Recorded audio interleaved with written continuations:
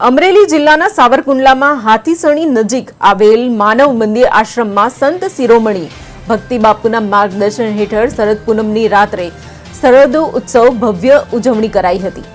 મનોરોગી દીકરીઓના પાલક પિતા બનેલા ભક્તિ બાપુ સાથે ઇફકો ચેરમેન દિલીપ સાંઘાણી અને તેમના ધર્મપત્ની ગીતાબેન સાંઘાણી પણ હાજર રહ્યા હતા।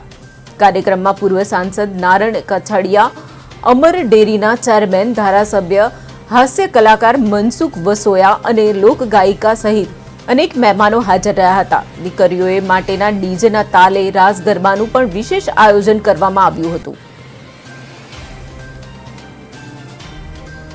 અમારા માનવ મંદિરના સર્વોત્સવમાં એના પ્રેરણા સ્ત્રોત દિલીપભાઈ સંઘાણી એમણે આ ચાલુ કરાવેલ। આજે આવી સૌ ફેમિલી અમારી મનોરોગી દીકરીઓની સાથે રાત રમી એના ઉત્સાહને વધારવામાં મદદ કરી રહ્યા છે। હું સમગ્ર ધર્મપ્રેમી જનતાને ધન્યવાદ આપું છું કે અમારી મનોરોગી દીકરીઓની સાથે આવી રાત રમે, એના જીવનમાં પ્રકાશ ફેલાય એટલા માટેનું આયોજન છે।